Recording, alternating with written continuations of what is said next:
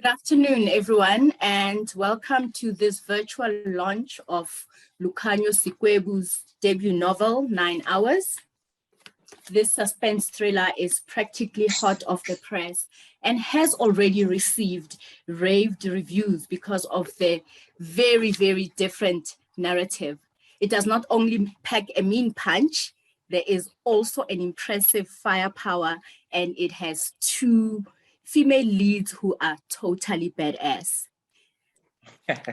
Naomi, who has traces of Lara Croft, Evelyn Salt, Foxy Brown, and other heroic women action figures, and also Aisha, who, like the phoenix, rises from the ashes.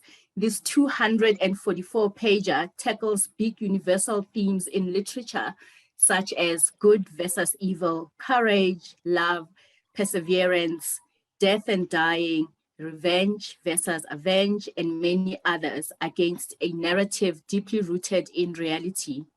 The levels at which women and children face increasing brutality in modern conflicts, interracial adoption, the hidden impact on adoptees such as loss, shame, and abandonment, coup d'etat, and masked as holy wars. Joining me in this chat about 9 hours is Lukhanyo Sikwebu, a former senior council member and treasurer of the Writers Guild of South Africa, a screenwriter, film producer, photographer, and novelist. Lukhanyo wrote, produced, and directed a feature film, Umalusi, that was distributed in 2009. If you don't have your copy already of 9 Hours, please just visit Exclusive Books webpage and order your copy straight away. Now, Lukhanyo, welcome, and how are you doing? I'm well, thanks. How are you doing, Lorraine? I am great. I am looking forward to chatting to you about this fantastic book. I mean, it packs a mean punch. There is huge firepower. Your impressive knowledge of weaponry is admirable, as well as how you juxtapose our two lead characters. Now, please share with us, for those who haven't read the book yet, what 9 Hours is all about. Well, 9 Hours is essentially a rescue mission, Lorraine. It relates to a platoon of soldiers who are tasked into the Mozambican forest to rescue 40 girls who have been abducted. These young girls were coming back home from a hockey tournament when they were abducted by terrorist rebels. So a contracting company, a private company, is contracted to go and rescue these 40 abducted girls, and our lead character Naomi happens to be one of the soldiers. So that's in a nutshell what 9 Hours is. The title 9 Hours refers to the fact that they have only 9 hours within the forest to rescue the girls, or all is lost. So throughout the book, there's a ticking time clock. As we read along, chapter by chapter, you know, there's 7 hours left, there's 4 hours left, there's 2 hours left, and it gets more and more dramatic as we read along. So I don't want to give too much away, but yeah, we do have that that ticking time clock that makes things more urgent and intensifies the mission. It does. I mean, you know, 9 hours, and given where the rescue mission is, and I mean, it's 9 hours from when they leave the country, right? Yes. Yes, that's right. Yeah. To get to the forest and abstract the girls and take them to a place of safety.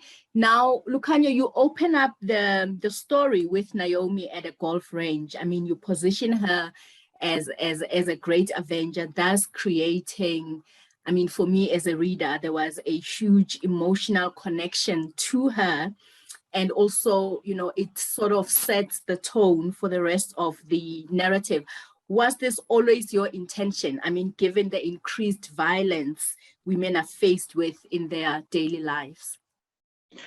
Well, that's right. I mean, if you're talking about chapter one, I wanted to write a chapter that sets the tone for the entirety of the book.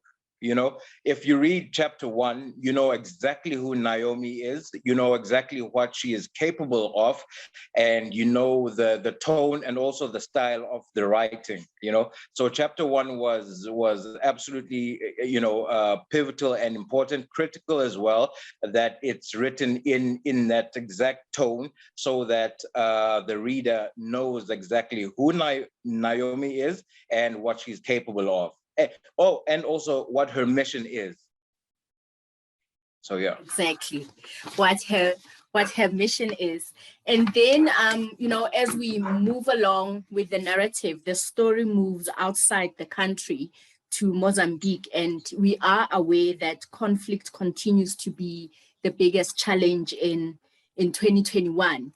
And in that setting, we meet Naisha, who was kidnapped alongside 20 other high school girls a year ago. Now, how familiar is this story to that of the Chibok girls, who most of them are still missing?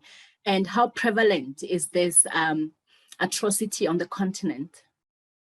Yeah, I mean it's prevalent. It is terrible. It is a catastrophe within the continent. I'm glad you actually asked me about the Chibok story, because this entire book was inspired by what happened to the 276 girls in Nigeria. You know, in fact, before the story was called 9 Hours, it was called Bring Our Girls Back, which was, the initiative to bring those 276 girls that were abducted in Nigeria.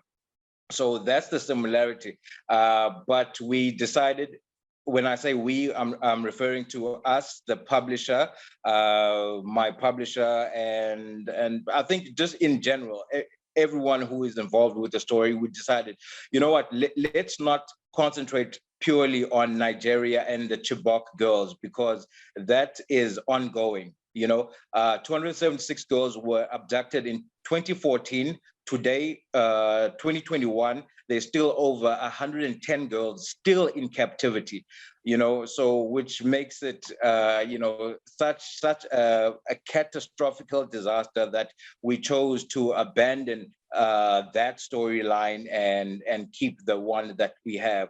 So it was indeed inspired by that event. So, I mean, by the time what happened in Cabo Delgado, Mozambique happened, it was purely by chance that we were like, oh, you know what, so much is happening in Mozambique, we might as well set it there. And we also wanted a setting that, still has the same elements as terrorists who want to convert the country into an Islamic state. So Mozambique was perfect, and we now have 9 hours set there.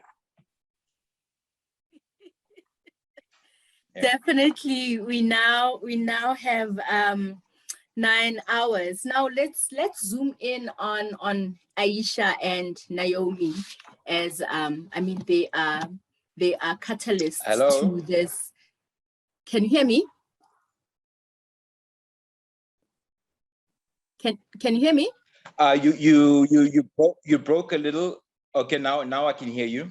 Oh, okay. No, my next question to you, discussion point, is the character of Naomi and Aisha. Obviously, they are very huge catalyst to the development of the story, and also how it ends. I mean, these are two Black women from opposite ends of the world. Naomi is relatively privileged, was given up for adoption, and throughout the story, although it's not glaring, we get to see how she is suffering from the effects of being abandoned, what she thinks is an abandonment by her mother, loss, as well as, I don't know, there's a little bit of shame attached to not being wanted by your parent. And then on the opposite side, we have Aisha, whose child was, snatched away from her at birth, and she's essentially a mother who who goes out into the world to look for her child. Now, as a Black man, what were the challenges for you writing these two characters? The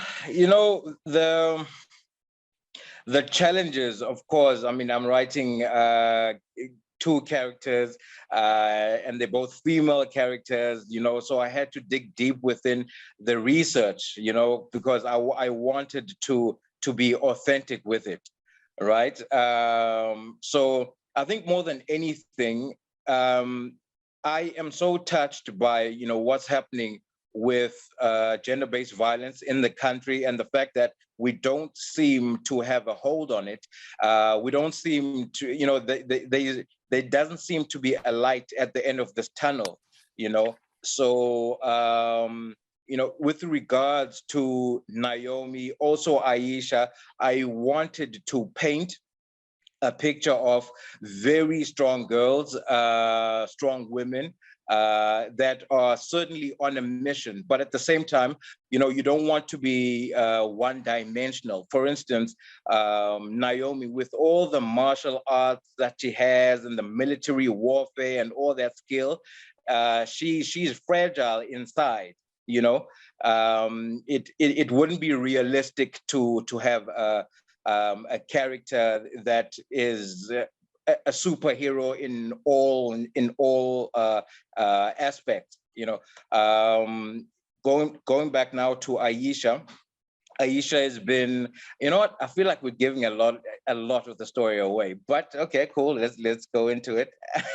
Aisha has been kidnapped, and she attempts to escape. Right there, I wanted to tell a story of pure determination, of pure resilience, the spirit of what a woman can do in regards to her particular situation, and also gender-based violence. The whole story of 9 Hours has trickles, of what I believe should be done in regards to the scourge of gender-based violence, but at the same time, I didn't want to be preachy at all, right? When you read a book or when you watch a movie, you don't watch it to be preached to, you watch it to be entertained. If you're watching the Titanic or reading it, you want to be immersed within that world, if you're watching Avatar, if you the Born Identity, so 9 Hours it is very entertaining, but with also an element of something drastic has to be done against gender-based violence. So I think that that thread, kind of inspired the way I wrote both Aisha and Naomi. No, it's when it comes to entertainment, it is highly entertaining. It is a sure page turner. I mean, from the first page up to the last page, it sure pulls the reader in. I mean, generally, Lukhanyo, in when there is armed conflict, children and women are the most affected the world over, whichever way you look at it. What has been your findings during the writing of this story? Could you please repeat that question, Lorraine? Oh, I was saying that, generally children and women are the most affected by armed conflict all over the world. What has been your findings in during the writing of 9 Hours? My findings, Lorraine, they're a bit morbid in that regard, because what's happening in Nigeria, for instance, what's happening right now in Mozambique, in South Sudan, in Libya as well. It's really quite morbid, and we don't seem to have a handle on it. In Darfur as well. So yes, the women and the children are usually the worst hit of the casualties. And I keep saying it's a morbid state of affairs because it doesn't seem that things are gonna get better. I mean, for instance, I'm talking about Libya. The insurgents there have been fighting their civil rivalry since the fall of Gaddafi. I mean, that was many years ago. South Sudan, the same thing. Darfur, the same thing. And people are being displaced and killed. And so my findings regarding women and children are, it's quite a sad state of affairs. But I think us as men, we need to stand up and say, enough is enough. And put an end to gender-based violence in any way, shape, and form. Starting here at home, South Africa, and also the rest of Africa. And what would those interventions look like? We always hear that. We know as women that if gender-based violence was a big factor in men's lives, then something surely by now should have been done. I mean, I don't know if you think about interventions or things that need to be in place in order for the scourge to be eradicated, what comes to mind? Because we have spent, as women, we have spent so many decades, and we've taken time out of our lives talking about what needs to be done. And it's always up to the woman to protect herself. When we're bringing gender-based violence very close to our personal lives, there's always, these are the red flags to look at. This is what you shouldn't wear. These are the places you shouldn't go to. What are the conversations taking place around men? What is it that men need to do in order for us to overcome this scourge?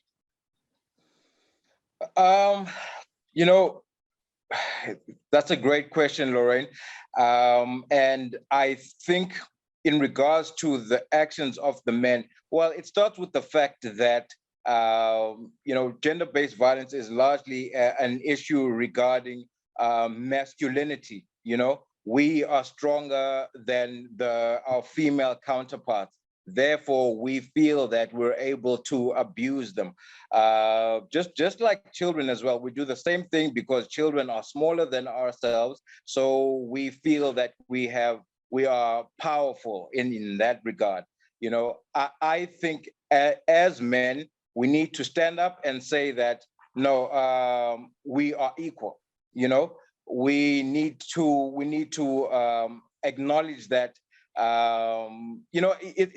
it's barbaric behavior that is ancient that we need to completely divorce. And I think also us as educated men, we need to speak to uneducated men to teach them. For instance, what I might know, someone from the shacks, might not have the same mindset as I do.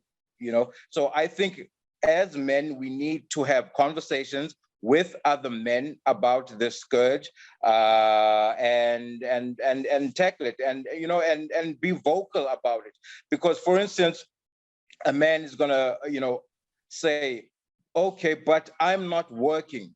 My wife is now cheeky to me because I don't have money and they the breadwinner. What am I supposed to do to restore, respectability, my manhood, masculinity again? So we need to have those conversations that, well, don't lift your hand on a woman. That is not going to solve your problem. You know what I mean? And, she is not your slave. She is not there to listen to your orders. So I think those are the conversations that we need to have amongst ourselves in large forums, in ongoing forums, So yeah, I think that's what we need to tackle throughout the country and throughout the continent as well, because this is a continental problem. Mm. No, Yeah.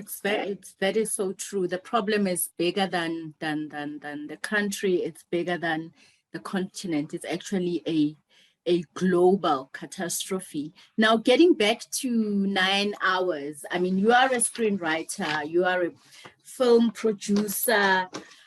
How much of... Lorraine, you're breaking again? Am I?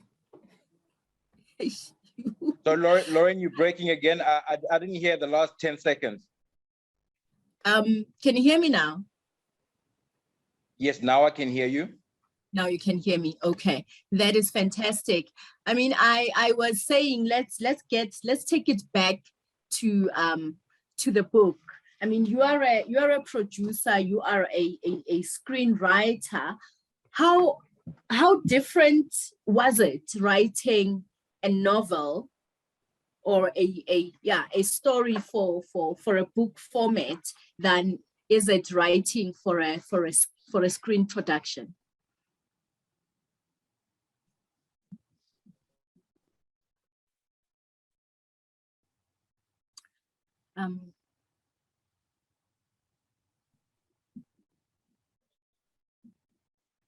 Someone is hanging. Am I hanging?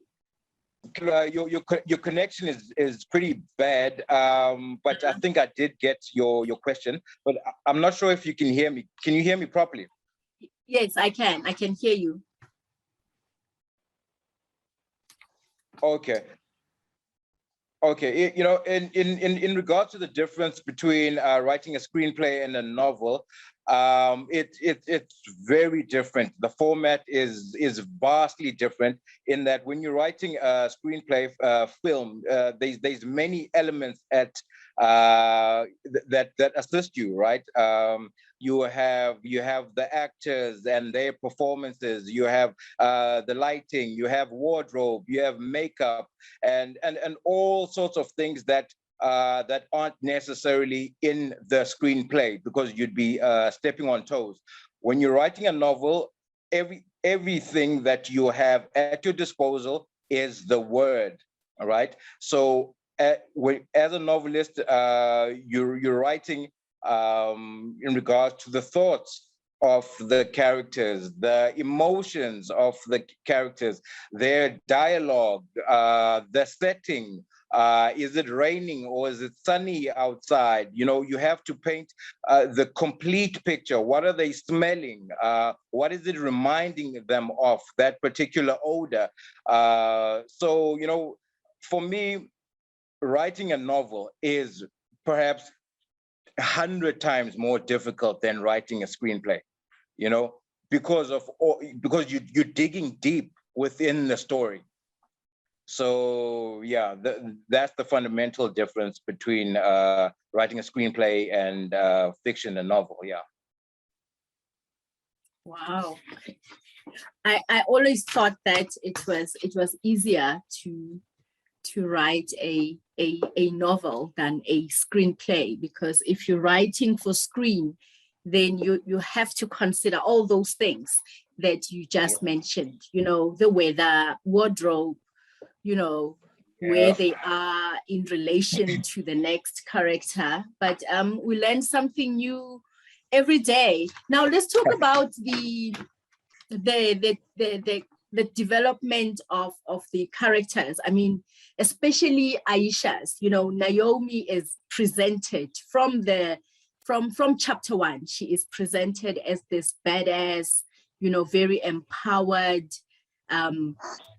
someone who is out to avenge and get rid of the bad guys.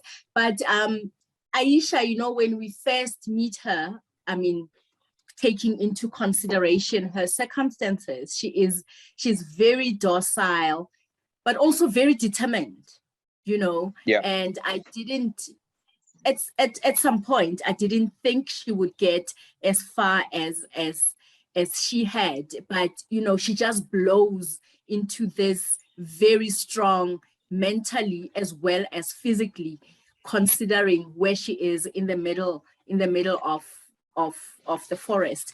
What was the intention with moving her from A to where she ends up? Okay, I think the primary motivation for me to have the character of Aisha and all the turmoil that she goes through was that I wanted the reader to get a sense of what happens to the captives, right? To get a sense of the thought process of these girls that have been kidnapped, right? For instance, just now we spoke about the Chibok girls that were abducted in 2014. Over 112 of them are still there in captivity right now. I mean, I can only imagine what's happening with their mind state, who they are today, whether they have children with the rebels now, whether they're fighting the rebels' cause, as a defense mechanism, So I was fortunate enough to get a hold of a girl called Joy Bashira, who was actually one of the Chibok girls. On the day that they were kidnapped, a couple of them managed to escape from the trucks and the buckies that they were being traveled, with. So she was one of the girls that managed to escape. So I got a hold of her, and she told me about their plight, who they were, coming from abject poverty. And she still has friends. Some friends came back. Some are reported to have committed suicide. Some have been killed in the wilderness, and all of that. So it's quite a sad, morbid state of affairs. So in regards to Aisha's character, what I learned in my research from this girl that I'm talking about, Joy, I placed it within her storyline. So yeah, that's how we got, all the drama there. We did. I mean, we got plenty of drama. If you've just joined us, I am speaking to the author of 9 Hours, Lukhanyo Sikwebu. The book is available here at www.exclusivebooks.co. Somehow I forgot that we had other people here when Lukhanyo. Whenever I am in these virtual chats, it's only about you and I forget the rest of the attendees. I am so sorry. I see that we have a question from Caroline Needs. She would like to know how did your screenplay experience help with writing the novel? I don't know, we didn't address that. Yeah. First I want to say hi to Caroline Meads. She is my publisher. I speak to her every day. So I think we did touch on this question a little bit earlier. So okay, in regards to the screenplay, the film, I think the reader will see that within reading 9 hours is an adventure. I think you even mentioned something about the pacing of the chapters. Because I've been writing screenplays, producing films, it was important for me that the story keeps moving forward. Besides just for the sake of drama and intrigue, but there must be a solution to each and every chapter, but at the same time, it must be tied to the conclusion at the end, whether the girls will be indeed rescued or whether it won't happen. So I don't want to give the story away. Maybe the girls are rescued, maybe they aren't. We don't know. But I, yeah. We don't know. And if you are as interested as I think you should be, there is another question from Loazi. Is there any plan to convert the book into a film or a movie?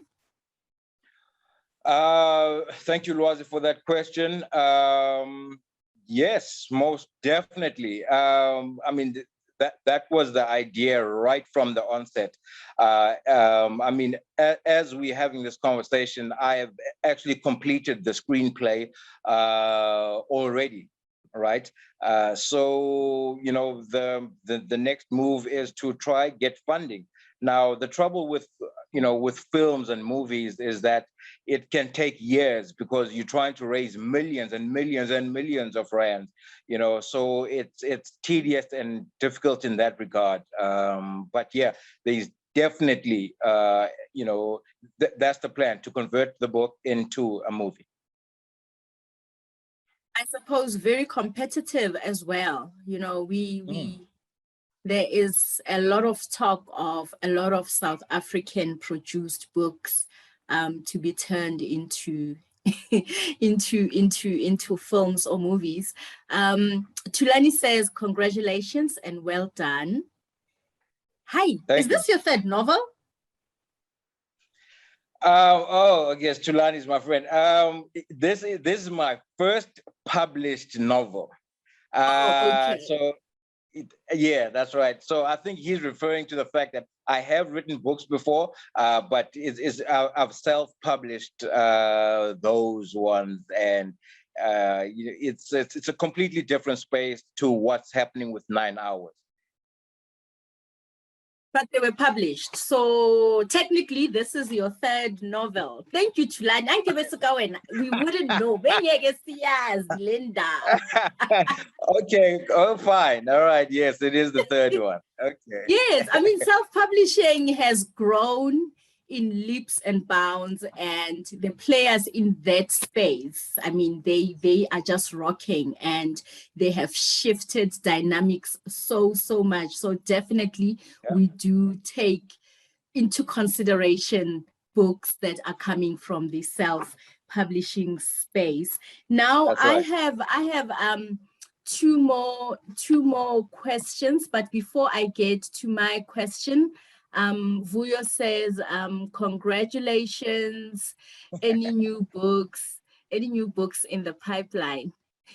Oh, they just published. We must buy this one first. Yes. No, thank you, Vuyo. I'm sure that Vuyo is my sister. We're very close. And yes, there are other books in the pipeline. So, 9 Hours is the first of a series of books. My plan is to write a trilogy, right? So if you look at the cover, it says a Naomi Mandisa Nel story. So we have the second book. It's called The Queen's Son. I'm not sure if I'm allowed to say the title, but it's also a Naomi Mandisa Nel. And then I'll write the third one as well, just to have a trilogy of the series. So yeah, that's definitely in the pipeline. Oh my God, I am so excited, because the story of Naomi does not just end there. I mean, if you read the book, there are other developments happening personally in her life. And obviously, we want to see how far those go. And then Lindiwe says, congratulations. I'm looking forward to reading this book. I'm getting a copy soon. Yeah, Lindiwe, please get yourself a copy of this book. Now, Lukhanyo, one of the things that really impressed me by this book, more than its pace. I mean, I'm a very huge crime, suspense, thriller read. You know, it's one of those genres that just gets me out of a reading funk. If I feel my brain slowing down or my body not moving towards any of my books, I always pick up a suspense thriller or a crime novel, and then order is restored. And one thing that greatly impressed me here is your knowledge of weaponry. I mean, there is enough firepower in here to start a small war. You're right. Indeed. Indeed. Yeah. So Tell what's us the about question? that. Is that an interest? Is that an interest of yours? I mean, the knowledge here alludes to a serious interest in weaponry. Yeah. I mean, it speaks to the research, right? I mean, I've never been a soldier. I've never. I don't even recall even going to a gun range. I might have gone once or twice, you know. But you know, if I'm writing a story about a platoon of soldiers in a forest rescuing girls from terrorist rebels who are armed as well, I'm going to go out of my way to research the weapons, the equipment that both sides have. So, you know, that's where it all stems from. So I did major research for weeks and weeks and weeks about guns, different guns, and what, you know, what kind of bullets and what you can do with guns, and whether, you know, you can have an AK-47 and put a 70 clip round in it. You know what I mean? So, it just goes back to the research, Lorraine. And yeah, like I said, I've never been a soldier or anything, so it's purely about research, you know. And yeah, that's to answer your question. There is no interpersonal element that I have with firearms. Wow. No, that was very fantastic piece of research you did there. There's another comment from Vuyo Machaya. Great story, very relevant, and I think this will be a great Christmas present for many out there. And well done, Vuyo. That is so true. I mean, I give books, and definitely this is going to my nieces and nephews. I liked the pace.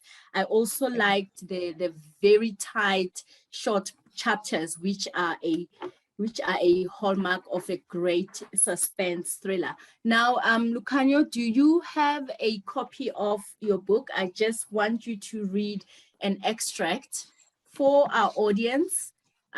Maybe that will persuade them to get the book now and not wait for Christmas.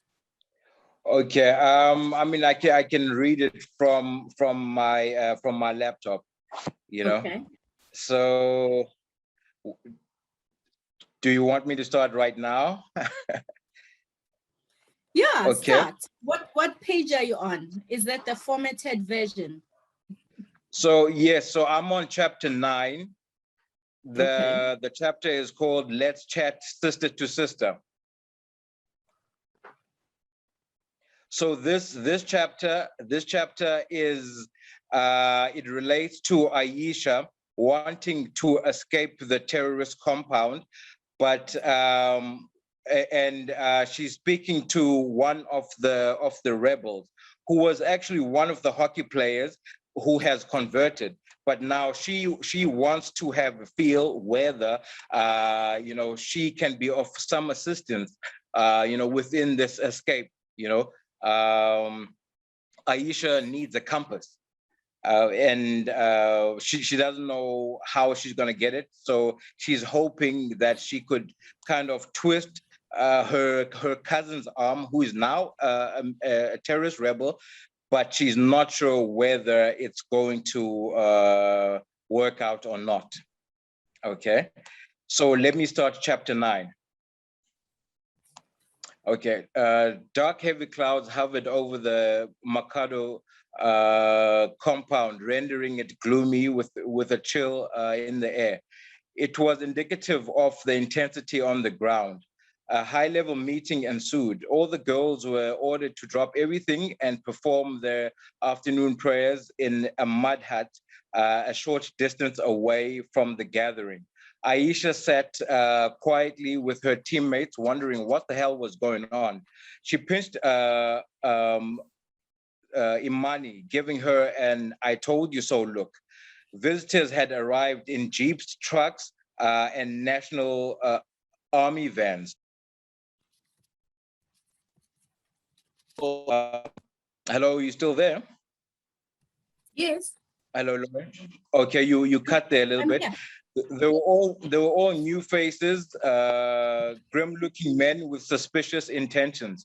Soldiers, government officials, and businessmen gathered with Makado leaders in the barn. Security was tightened. 8 more armed men patrolled outside, keeping watch. The girls were to stay away indefinitely. From the hut, Aisha could make out 3 senior Makado lieutenants who were stationed in Zimbabwe. She'd read newspaper articles of some of them post their objections. 2 deputies, the main man was an infamous and nearly mythical figure, Castro Abaco, known internationally for orchestrating bomb attacks in crowded areas in Christian megachurches. Aisha recalled that he had successfully deployed suicide bombers inside Westfield London shopping mall in broad daylight on a Friday afternoon. 6 people lost their lives, including a 4-year-old girl. He'd proudly claimed responsibility, demanding that detained Makado prisoners in England be set free. It also had a stab at Pastor Rick Warren's Saddleback Church in California and also Lakewood Church in Texas. The girls sat inside the stuffy hut, chatting quietly now. They were done with their prayers, bored. Guarding them was Khadija, their former teammate and pal, who had turned. She'd become a genuinely devoted Makado child soldier, a twisted and vile young agent for the rebels. She stood guard with a machine gun, reading the Holy Quran with her other hand. Okay, I won't go into the scriptures of the Quran. Okay, as Aisha sat in the smelly hut with her peers, she couldn't shake the feeling that the meeting had something to do with them, the girls. It made her anxious, even more eager to find a compass and get the hell out of there. Something's not right, she whispered to frightened Imani. Against her better judgment, Aisha stood from the crowd and clambered towards Khadija, who was stationed at the door, armed. The room quietened. Everybody gave Aisha a gobsmacked look, as if to say, "Are you stupid?" Some pulled her dress down to sit back down. "Sit down," Imani whispered, shaking her head, panicky. "Are you mad?"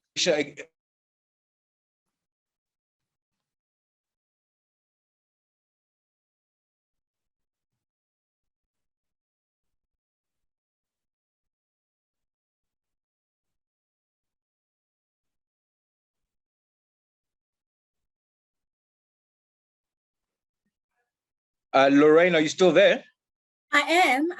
I think let's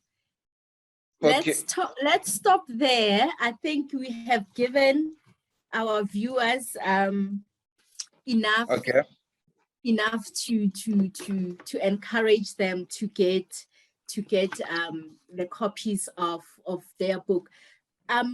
Now I'm glad that you read from that chapter. I mean, that is one of a couple of your cleanest chapters. You know, Yes. more than the firepower in this book, my God, the profanity, Lukhanyo, the profanity.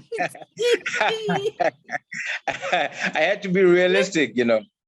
The profanity. And, you know, I remember last week, Thursday, I always like to bounce off what I think of the books that I have read with my friends. And I remember calling her and I said to her, it's amazing that swear words are rooted in sexist etymology.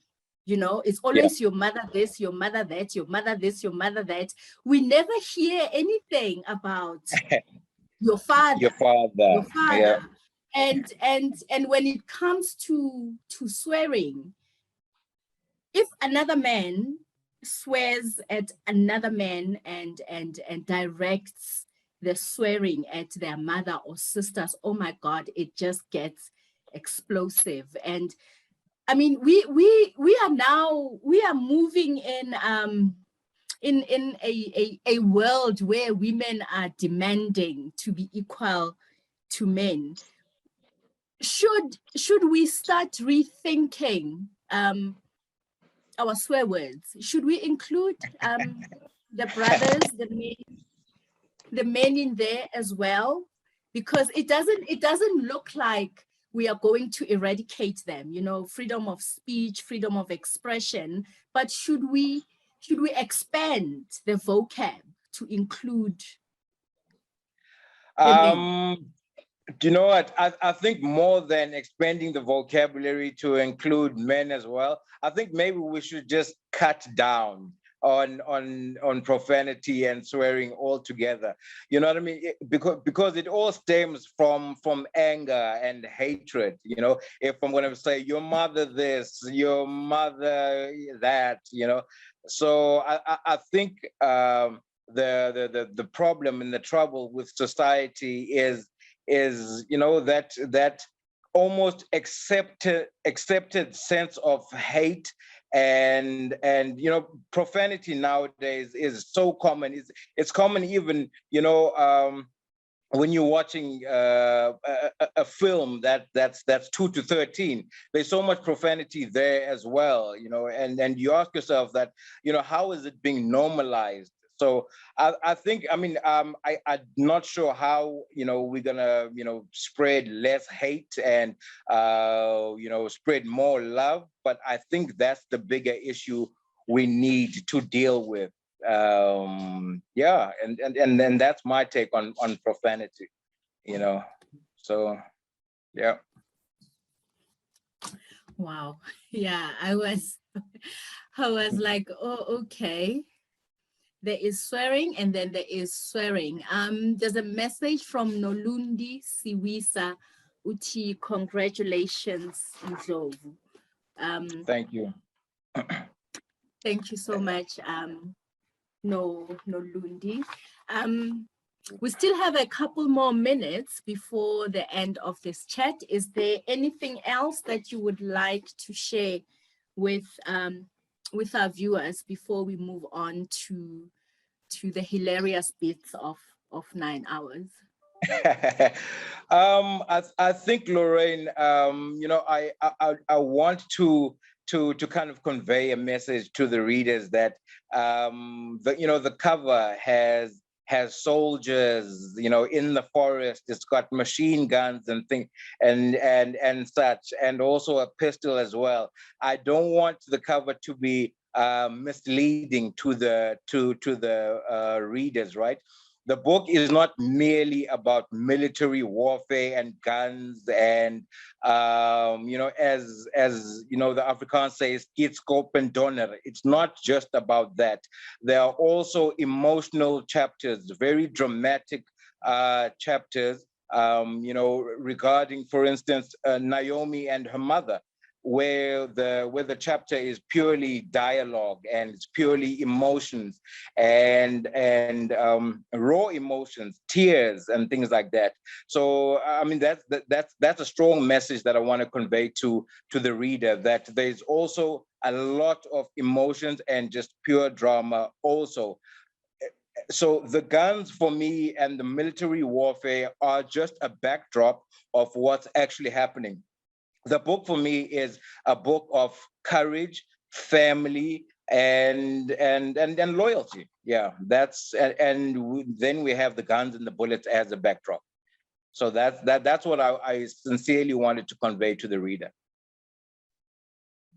Definitely. And all those is captured throughout all 44 chapters. You know, this is a group of people who are on a mission to go and rescue girls trapped in war-torn Mozambique with crazy rebels. Now, what I all found funny in the book, and it also, you know, it took me back to how criminals and those in the world of dodgy business perceive and interact with Muti. Yeah. And I mean, it's been known, especially on the continent, you know, ritual killings. We know, we have read about in whether it's fictional accounts or real accounts where criminals, you know, before a big heist, then they would go to their sangoma and, you know, they get bathed in diluting, they drink some things, they wear things to protect them from all sorts of stuff. And that is an element that you bring into this story as well, making it again very relatable, because it is happening here on the continent. And Muti and witchcraft and our use of traditional medicine is something that is widely known. And I found that, you know, that element for me, as much as it was horrifying the way, you know, as it developed, things happened, but I found it very hilarious, because it was like, oh my God, okay, in 2021 we still believe this. Why is Muti and protection from bad elements using Muti, why is it still such a big thing? Because I mean, we all know that it doesn't work. It never works. Yeah, you know, maybe because, you know, it doesn't work. You know, some people out there still believe in it, you know. I think, Lorraine, for me, it started again. I want to go back to research. When I was researching the Chibok girls in Nigeria, and I was researching Boko Haram at the time, you know, the whole insurgent movement, how they live, what they believe in, what their doctrines are, and all of that. I found that they have strong beliefs in Muti.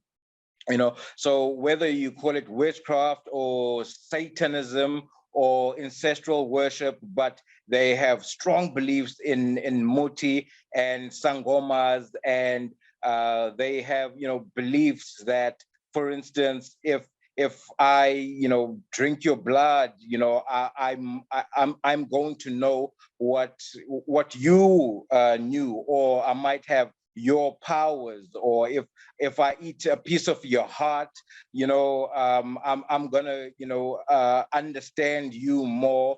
Or if I bathe myself with the blood of the enemy, I will be protected against bullets. You know, all sorts of gory, vile and foul details like that. And you wonder to yourself that, are there people who still think this way in 2021? But the answer is yes. You know, that's how they live, and it seems like they will continue to. And it's quite sad, because they recruit little 12-year-old boys, you know, to believe the same thing, and so these practices are still going to be perpetuated. And yeah, it's really quite a sad state of affairs, Lorraine.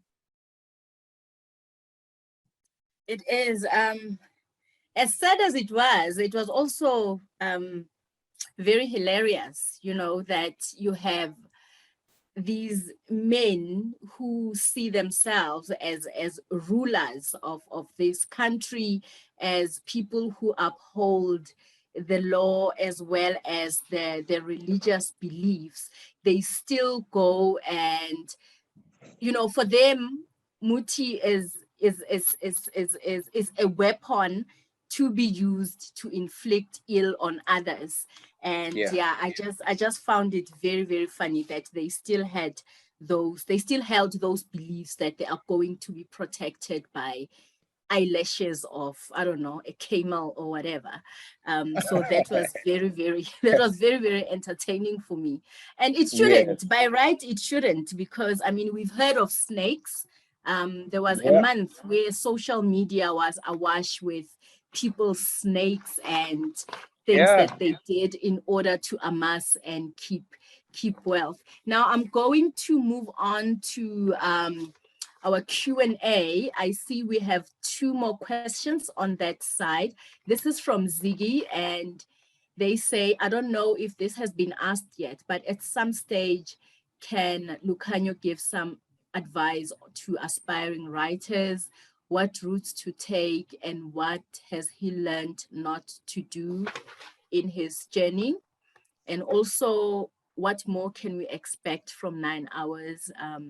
More in this genre or branching out into film? As followers, what more can we expect from the pen of Sikwebu?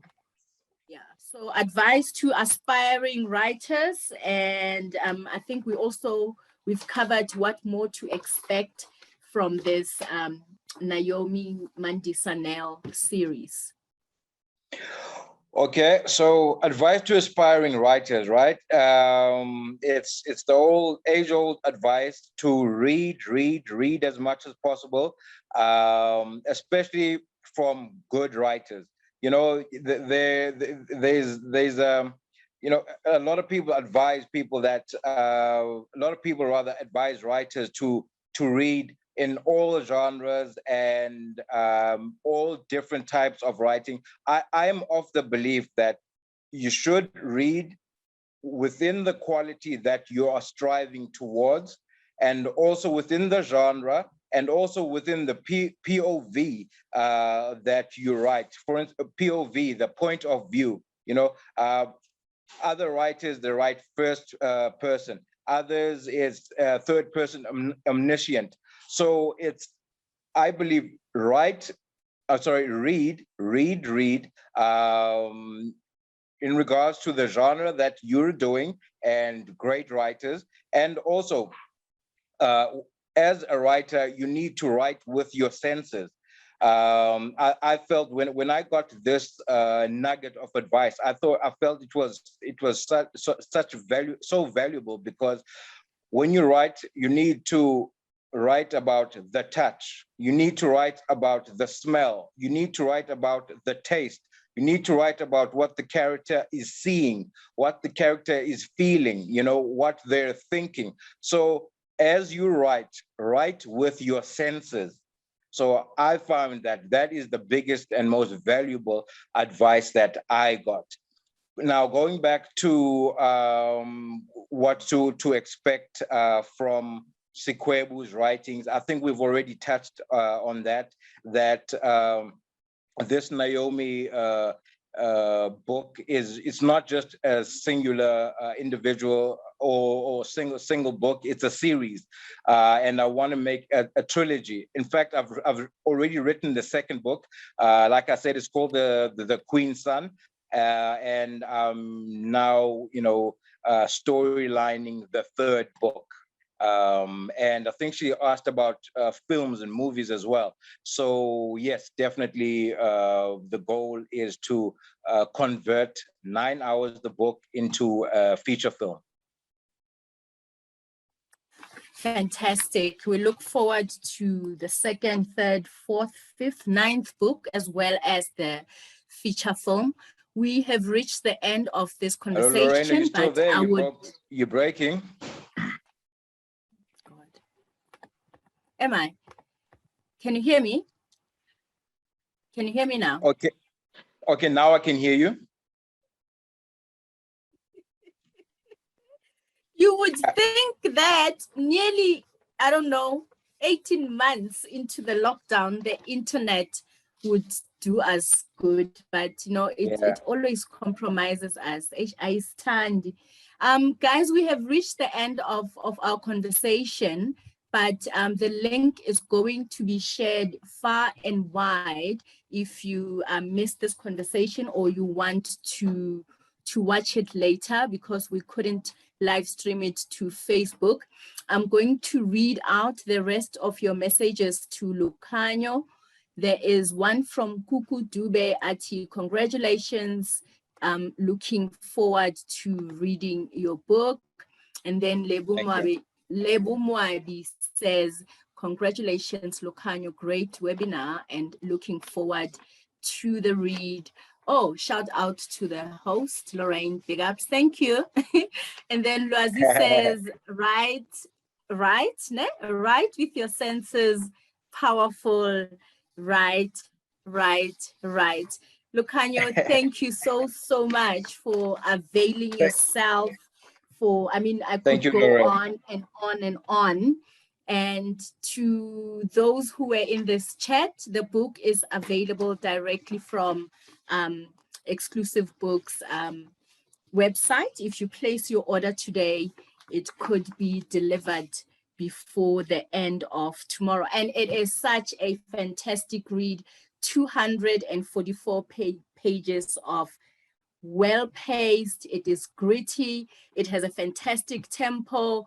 You just want to keep on reading. And as Lukhanyo has said, it's not just about guns, it's not a basic Skeet and Donner. We all know where people need to be rescued, there are universal issues as well as themes that are taking place. I mean, we're talking displacement, we're talking gender-based violence here, we're talking girls taken away, uprooted from their homes, being raped, being assaulted, turned into wives, teenage girls who are just growing into themselves. And you have these men who just came in and took opportunities away from them. Lukhanyo, thank you so much. I look forward to the books as well as the films. Thank you so much, Lorraine. I appreciate this. Take care. Goodbye. My pleasure. You too. Good night. Good night.